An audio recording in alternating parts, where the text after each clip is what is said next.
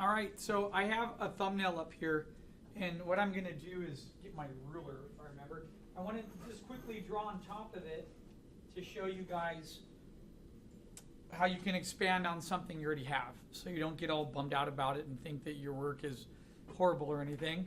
Not to mention any names, Brian.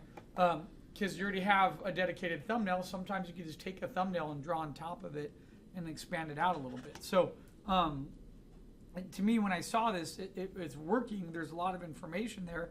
It's just an issue of me maybe adding outside of it. And one of the things that we talk quite a bit about in environment sketching is how can we come into a drawing and basically add a teeny bit more to it, and how can we expand it out. So I just grabbed a pencil here. Let me just come in here. I'm going to sketch on top. So the first thing I noticed when I saw this is you have these really cool beams that are coming through here. And there's no reason why I couldn't just grab the beams and sort of pull them out further, you know? Just if I'm basically widening part of my shot and I'm going to extend, touches on. I don't know how I just did that, but hold on a minute. Zoom in, there we go. So I'm widening out these beams, just going off the vanishing point, right? There, get them out a little bit more. And after I do that, I'm already thinking about just adding another layer so I can reframe and widen part of the composition. Now, for some reason, if I wanted to just move this wall line out and make the room look a little bit bigger, all I have to do is just come in here, and here I'm going to actually have to paint on top of it because I don't have it the original mode because it was a drawing. So I'm going to take stamp here. I'm going to just take this, and I'm just going to cover some of this really quick. Stamp some of this out.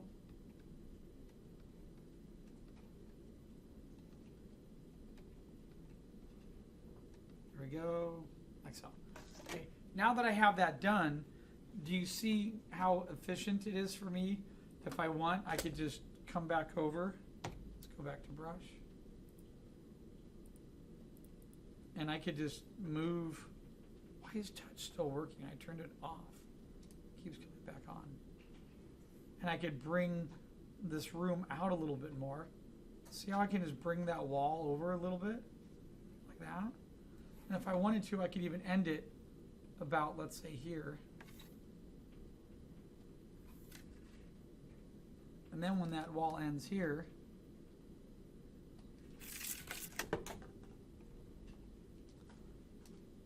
by doing that, by just moving the wall over a teeny bit, look at what I've done to the size of the room.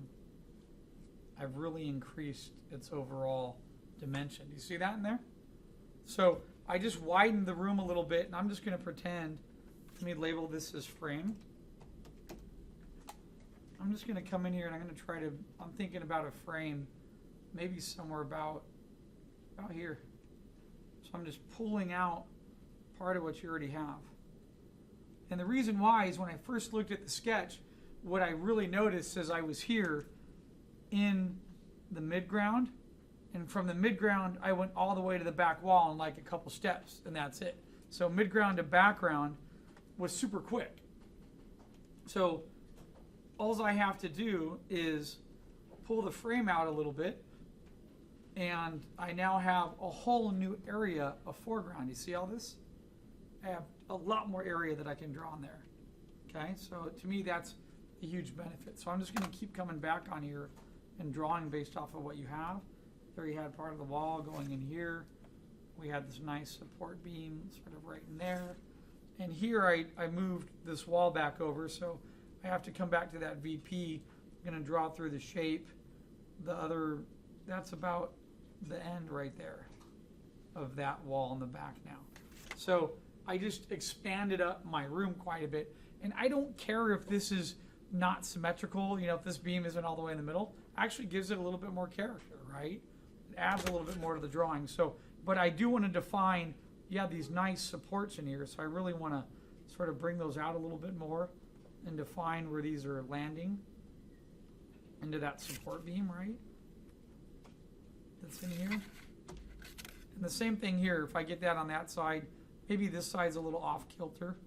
So maybe this beam's a little bit, so I have one there, one there.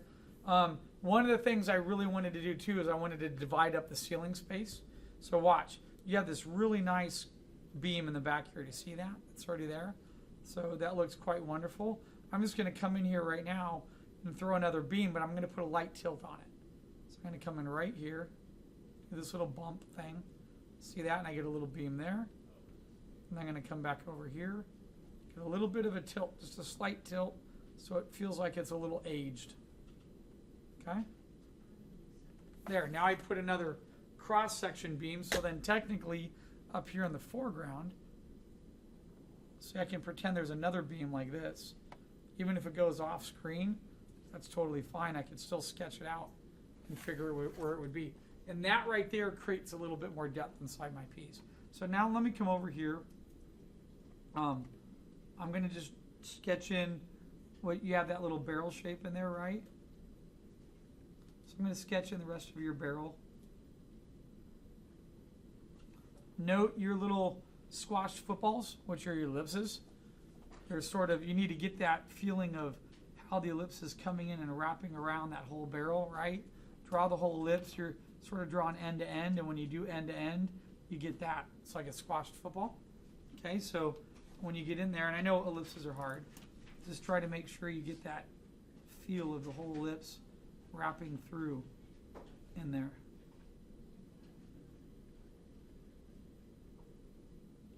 This brush I'm drawing with, by the way, is free with today's service. It's just my favorite little Photoshop drawing brush. It works really well. Is that the spaceship? No, it's the other one. It's this one. Number 15. Oh, okay. Spaceship's right there. Spaceship's good too. Yeah. Some of you are like, what's he talking about? I made a spaceship brush in Maya, and I shrunk it down, and it works awesome for sketching. It works really cool. It's like a little pencil. Okay, so now I have this back wall. Look, I have a left wall and a whole right wall to fill with props and stuff. So one of the things I really like foreground elements, I'm going to come over here. I'm going to sort of start from the ground. I mentioned that in a couple of my other drawing classes, that drawing is a whole lot easier if you sketch from the ground and build your way up. You can see where things place. Now, I really like that support beam that you have in there, so I'm already imagining this support beam being about here in my composition. Coming down like that. Does that make sense? Attaching there, so I really like it. It's a nice foreground element that's in there. And then behind this now, I'm thinking about, cool, what if I can come in here? I'm going to fill up some boxes. So I might have a crate of something here, and then I started to sketch another box about in here. So I'm just coming off the vanishing points, getting some nice little overlap coming into here. Okay. And then, let's see, maybe I had another little box comes up here, a little bit more, like that. And now, as I'm sketching my boxes, I like this support beam she has in there. So I'm going to transfer the scale. So I'm going to just draw a little dot here, follow my line over, it'd be about right there. When I get there, what is this new circle thing that Photoshop's doing? What the hell is that? I have not seen that in the new version. Anyway, it's already bugging me on why it's doing that. So I'm going to come in here, put that other support beam in about like there. It's going to come down. I'll see that side of it. Okay. And the reason why I'm drawing through is, look, I have my frame on the outside. So if I ever want to expand on top of my image, I still have it. Okay. There, I have something that's over there that's working. You know, maybe there's just a little small box in the foreground here. It's a nice little grouping. A couple boxes stacked up. And then I was thinking too, like, you know, I love, like, maybe there's a cloth hanging down here of some kind, and maybe there's something up there. Maybe there's a, you know, like thick rope that comes down here, and that rope is wrapped around there. It's wrapped around this part of the beam as well. Maybe the rope sags down a little bit like so. Comes around, part of the outside. So I need to know that other beam would be about there. Might wrap in.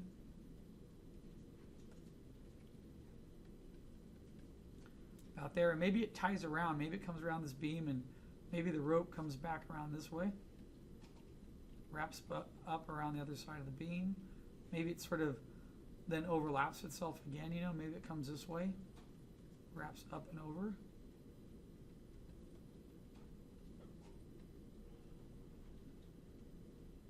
It could even be like a little knot or something here, and then maybe part of the rope comes back down over here. That rope hanging, okay, and then like that little element there. And I'm thinking, what if there's like another box maybe against part of this? Now, your subject matter is a distillery, right? Yeah. They put liquor inside boxes all the time, so we can get away with boxes. And if I wanted to, they might have, you know, little packages, some other little elements. So even as I get that in there, I could still come into my box right now, and I could turn this into like a wooden crate. So I can just draw a line, come back to the VP. This one might be like a thinner wooden crate.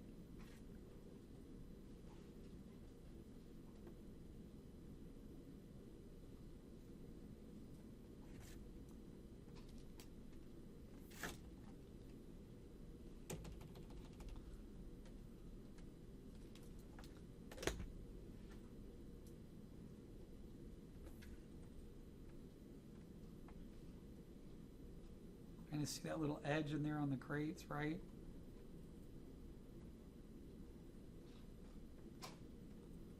That's coming down. Maybe there's a little hard edge on there. I might put a little bit of wood grain wrapping on part of that beam.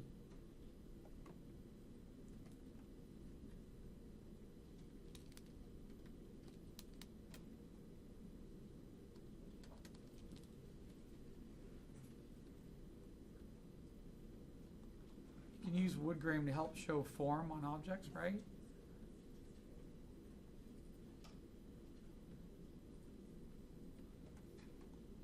Right, so see that foreground element? It's not too busy. It's not too heavy. It's just sort of simple. It's a crate, and maybe this is like a tape box. What is with the magic circle that keeps popping up? Does anyone know what that is? Something new and creative? I don't know. It's already driving me nuts. So now the reason why I'm working from the foreground is that if I get that filled up, I have multiple options of what I can put back here. Okay? Something I didn't mention to you guys that I'm going to mention to you really quick that's going to help you on your piece is lighting. Inside your location, try to have a light, try to have a window, try to have a door. Well, you need a door to get in the room, right? Right. So that's common sense. But we also, having a nice window of some kind is great for angled lighting coming in from the outside. So if you haven't put any of that in, now, and there's a difference because having a light or lantern is going to be artificial light. Having a window on the side means we can have natural light, which is different types of rays that come into part of the building. Okay, so I'm already looking at this, and I already have this feel like I want to just come over here and put this like sort of edged, old school basement window, maybe, you know. It's like got some type of a light wooden edge to it, or.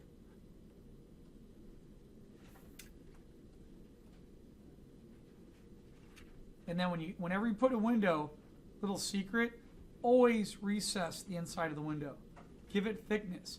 Because without that thickness, you draw it super thin, and windows are always, there's a thickness to the building, right? So without that thickness being displayed in there, when it's super thin, it feels like it's a paper wall. Then you could sort of come in and then map in, you know, maybe there's a little, I don't know, maybe it's got little metal stripes on it, like so. Like that. Maybe that's part of my window base. And if I want to make it feel more old and rustic, I can just expand out part of the wood around it.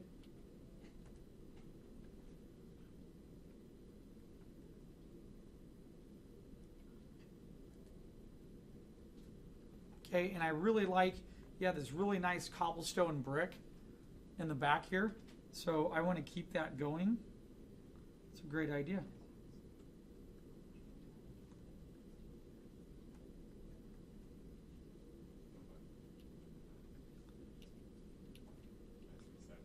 part of that going that way. And then when I come over here, so I just need filler right now in the back there. I have the wall detail. I don't need anything too major. So I thought of two things. One is I like the stack of the boxes you had here with the bottles. So I thought about what if I just come back over and where that box is stacked like this, where that ends here, maybe I come over and then throw another box. Now hold on, let me get my horizon line. Yeah, so I'm slightly under my horizon line. I can come over and put another box here, just sort of hanging out like about there. Maybe maybe it's overhanging another box. The other part of the box comes down a little bit more like that, let's say. So you see I just added onto that grouping by adding the little box in here. I'm just going to take what you have here and put another little bottle there. Maybe another guy's right in here.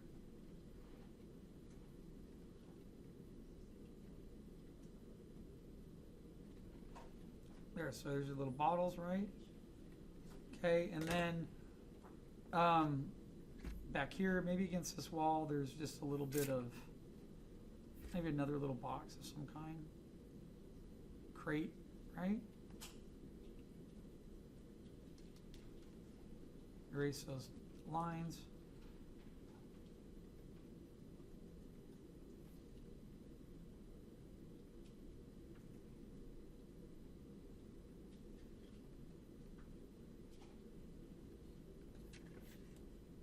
And maybe it'd be cool if there's something like leaning up against the side of it.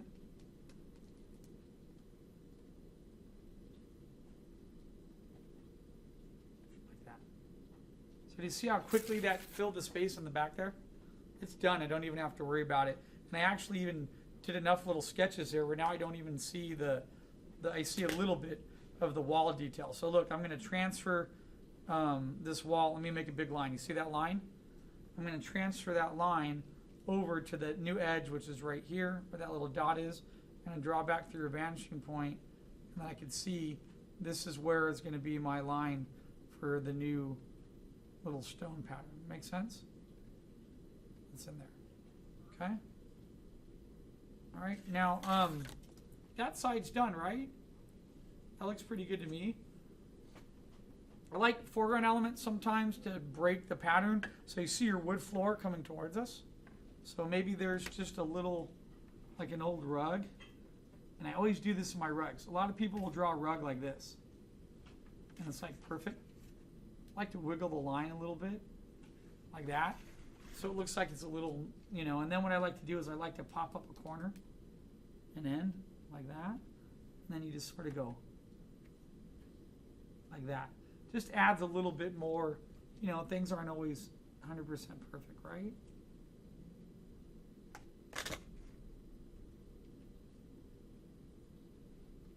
Like that. So there's maybe an old beat up rug of some kind. And then I'll come over here and start thinking about something else here on this side. Now, I'm already looking at your piece, and I really like this support that's in here in the foreground, right? So I could come over here and I'm thinking, man, why not just put another support beam in there? And even if it doesn't make sense, this is the world of drawing. It's a world of animation and concept. I can cheat whatever I want. So I'm just going to come right in here. I'm going to bring a support beam down. Maybe this one gets a little bit thinner for some reason. Actually, I'm going to be difficult. I'm going to put a different wood base on it. So when this comes down to about here,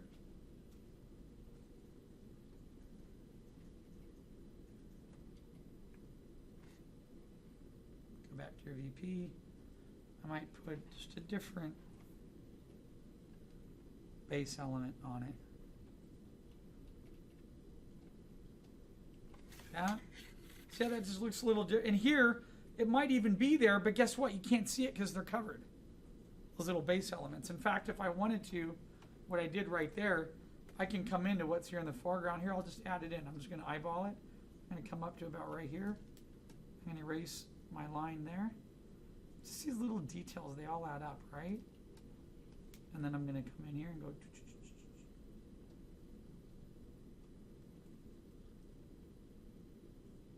There. So it looks like it's poured concrete, and then the base is in there. So I'm going to do the same thing, come back over here. I got that beam. This time, let me throw in a support beam going the other way. So I'm going to come in like this, get something right in here, bring it down about so. Bring that up here. Let me erase what it's covering. And then come back over here.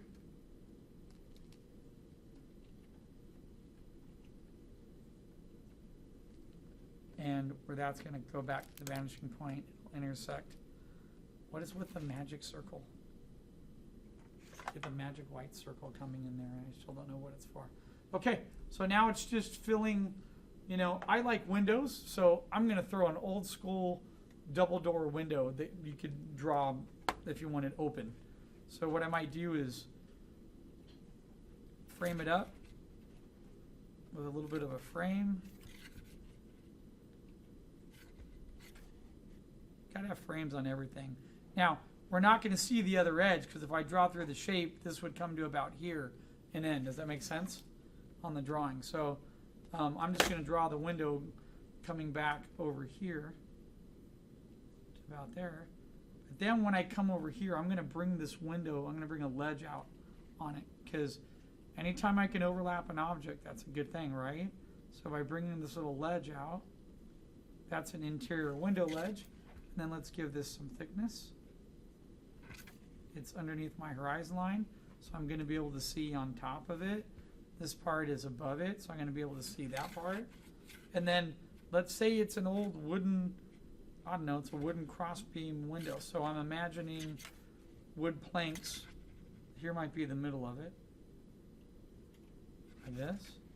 And I might have wood planks sort of coming in like here.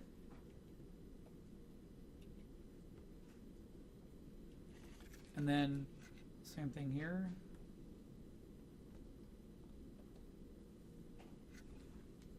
And then I'm gonna, this is really cool, I just take my eraser, I'm just gonna draw a straight line down it, like that. And put another straight line down it there. And I'm gonna put a little cross section that holds those windows together. Like that, see that? It's just a nice little detail. So it looks like it's a wood window and there's some type of little cross-section detail on top of it, right? And then I have this little shelf. What's cool about the shelf is now I can come back up to the shelf and I can overlap a couple things. So one of the things I thought that could be cool in here is some type of a candle holder. So I'm just going to see if I can sketch some type of a rough silhouette shape. Now, it's hitting right here on this like little tangency of that line. So that might not fit in there too well. So what I'm going to do is see if I could, let me Command Z and go back. I'm going to see if I can maybe cheat it. And what I'm going to do to cheat it is take my eraser, go down to about 20%. I'm going to erase most of this line so it's not as dominant. And then I'm going to sketch in a rough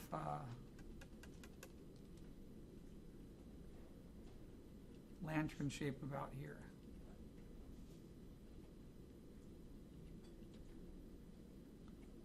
Where's my horizon? I'm just about at the horizon.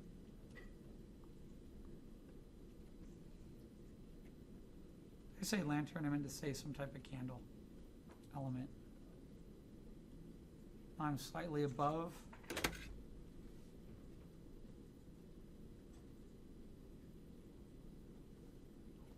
So there's where I might have a candle. That candle might be sitting, there might be a little like cloth up on top of that edge hanging over. What else might I have here? I might have just a little like a little what? Sacks, or you know what popped in my head just now was books. A book or two on that ledge. So, oops, go back to 0.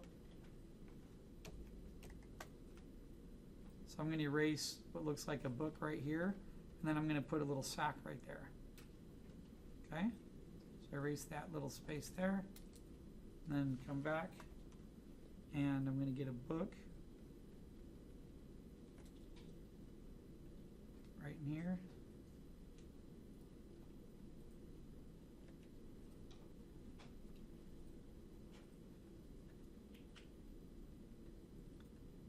got a little sack. So I got book, little sack.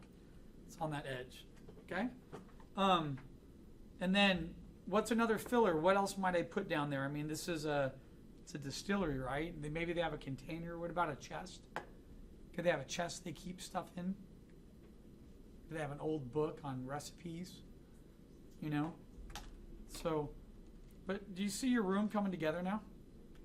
I just expanded the frame, and let me finish here, and then I'll tell you what's happening and why it's happening. But I basically, before, here, let me always cut to the end. I should wait. Let me draw something else in here. So I still like having another foreground element in here. I like this walkway path idea that you have in there. So I'm thinking of finding a way to maybe accentuate part of that walkway, and maybe there just needs to be like another rug. I don't know. I thought of an old rug or wood. I don't know. Give me a second. I had this idea. Let me just get that chest in here real quick. Actually, let's draw the chest slightly open. Make it look like it's used. So we find that corner. Get a little angle in here.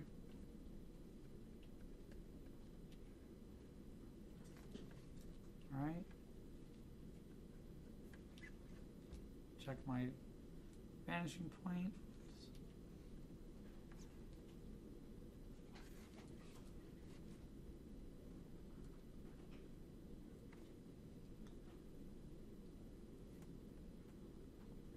This line goes back to about there, and if I draw through my shape, that would come to about there, so that should round a little bit about, oops.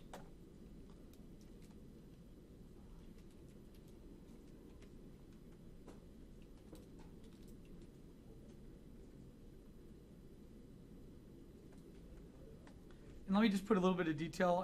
Again, inlays, edging, a little bit of edging, little round dots, those little metal thingies they put, and then you can come in here, show that it's like wood, like that. It just gives it instant detail.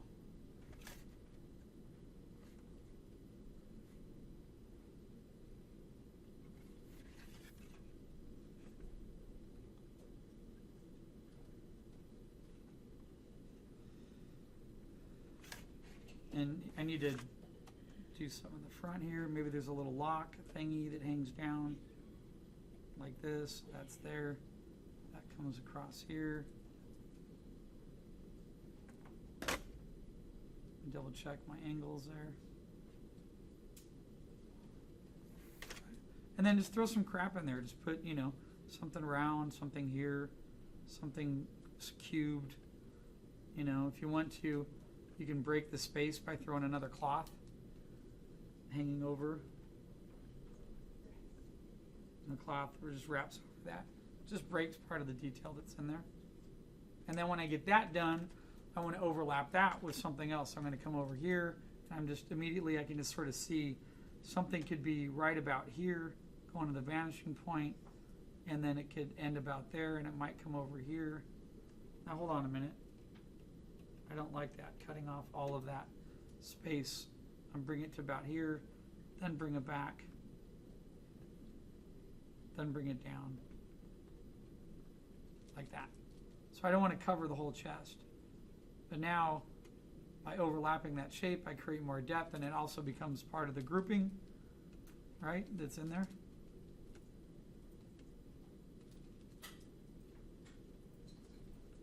What should this be? What about I don't know, old maps or something in there, maybe some paper. Now here's an advantage for me to use something large to point me back to the composition, which is going to the right side. So I might come in here, throw a couple things, and then see if I can't. Actually, what would be cool would be a piece of rope. Let me erase that little overhang, bring him up a little bit more, and I can take a piece of rope like this.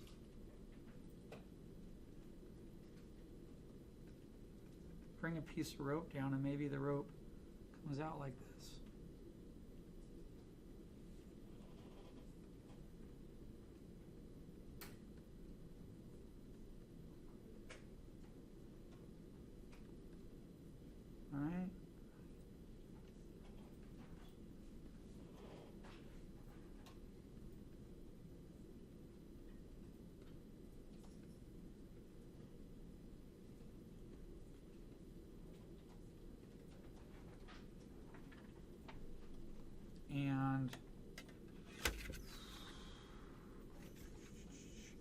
I'm just going to keep your wood planking, but I'm going to offset it like grid planking. What I mean by that is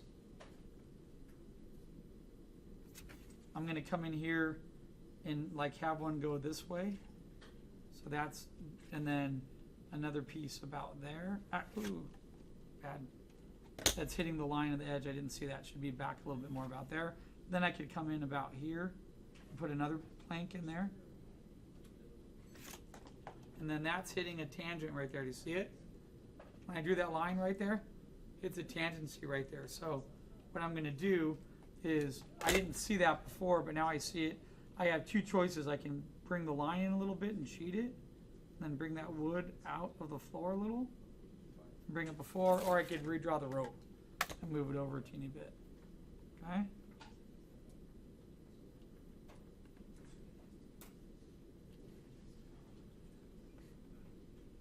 And all that goodness came from your idea here that you had on the way you drew these little anchor ports, right? Actually, I like the way you rounded that in. I might come back to mine now and do the same thing. I might just round it in a little bit more.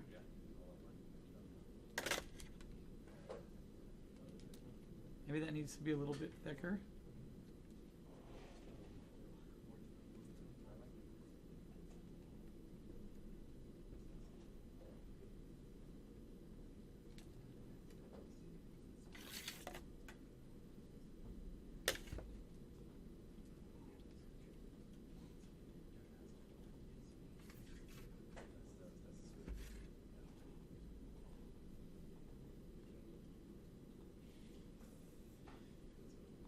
Now, suggestive detail, you don't have to draw every plank. I can sort of draw every other one and then just leave the detail on, and your eye will fill it up. You know, so I put a couple lines across there. And then you have these heavy support beams. When these beams come to the back wall, you want to bring them down. It's just going to add more of the support to the piece. Does that make sense? So I'm just going to grab these and just sort of drop them back down. Yeah. Okay? That's it. That's all your room. It's 85% your room. I just pulled out the frame and added. In fact, those of you that have already had me before in environment sketching, one of the things I do all the time is I talk about, what's the words I always say? Reframe. Pull your VPs out. Make your, you know, because you can't always nail every drawing. So when you do your thumbnails, you don't want to do this. You don't want to come into your thumbnails. And a lot of artists, I have some students doing this in my basic drawing class right now. They do a thumbnail like that, and they come right next to it and they put another thumbnail like that. And I'm like, there's no room. You can't expand out. Your thumbnails should have plenty of space around them so you can rearrange your frame and figure out how you want to set the camera up, right? And that's a huge part of drawing. So, look, that's a done room. All I added was a little bit more on one side and the other. One of the last things I might do to this room to add like a nice little finishing touch is you really have pulled it off with the support beams, right? And I love this beam going across here. You know, I'm just thinking, you know, maybe I can have wood up here, or maybe I should wrap it with some type of hanging rope, or maybe I need to hang down a lantern. So I like these designs that you did right here, but you need to really figure out what that design is in 3D. Does that make sense? It's a rough design, but is it shaped like a square? So is there an angle that goes like this, up, like this, and then you have a light bulb in here, and that's a center. So if that's a center line, is there another part of that angle coming towards me like that? And then would I be able to see a little bit of a backside? Does that make sense? Or is it squared, or is it maybe there's a line around it that holds it all together and we can see through it and we can see the bulb? You have to have some form of solidity that brings us back to a general shape that makes it feel like it's three-dimensional. Okay? Watch this little angle. It's a teeny bit off right there too. Just a teeny bit. There. So look, let me go back now. What's the one thing? I just want to drop something down, like an old light or something. So even, gosh, it could even work here. Let me just see right here. Let me throw it on another layer.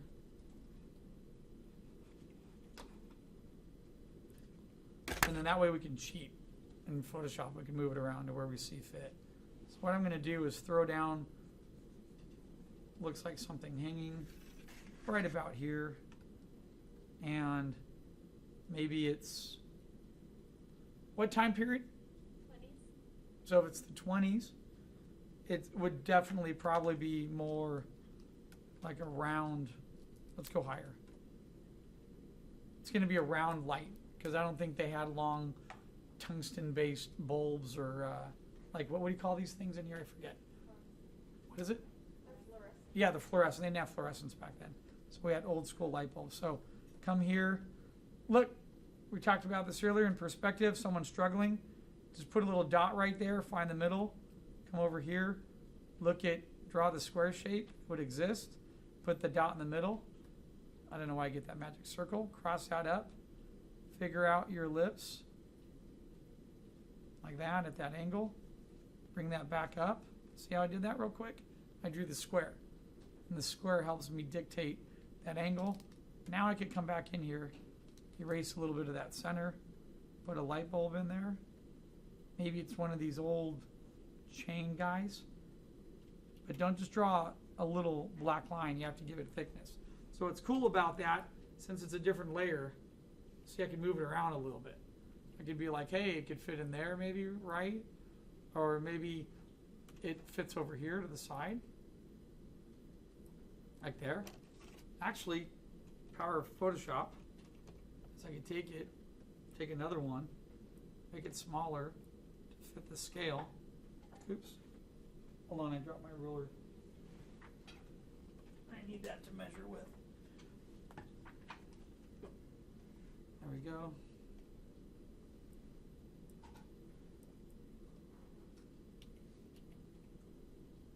So, and in case you don't know, so how would I measure off that? Well, you come back to your vanishing point, right? Here's your VP, and I draw a line from the outside back from this edge. If I draw a line through it, and then I come back to VP and I draw a line from that side there. So that right there shows me, they call that the transverse of scale. That's the scale receding back. So now when I turn on my other light, see, I eyeballed it and I was pretty close to where it would fit in there. I can follow the scale pattern as it goes back. And then I could turn that off. So the only catch is that if this light hangs, right about there, it has to attach in the ceiling about there. Let's say if it attached into that, oops, that's not the support beam. There it is. So if it attaches right here, part of that support beam. Now, I don't know, maybe there's a cable. Maybe the cable sort of comes up. It's old school 20s, right? Maybe the cable runs up here, and maybe it runs, go back to the VP. Maybe that cable runs back in this direction, which means if that's there, this new light right here, I'm going to cheat it a little bit on that layer. I'm going to bring it down just a little bit and over, so it fit right here on the beam. Does that make sense? I want it to fit right there on the beam. So that way they still look like they're evenly spaced. And then I can put, maybe a wire comes this way on that and goes back this way. So that would make sense. It would go to the beam, come back over, wrap over the beam, and that might be a wire. It comes back here. Maybe the wire comes back on this side. It might come back here towards the vanishing point. Might come down here a little bit. And maybe it comes this way and then drops, moves over. Actually, I don't like that. It's too detailed. Just take it out and leave it like that. No one's going to know. I'm just going to see it. Where'd my eraser go? Do you see what just happened? I was using the eraser. I switched my pen, and then it went to pen. I have no idea why it switched on its own. Yeah, I think someone else was saying it had the wrong button. It's really funky. It was look, if I'm drawing, I should flip it. It goes to eraser. I just flipped it and it went back to pen for some reason. Put your eraser on this, Yeah. and then you don't want to have problems.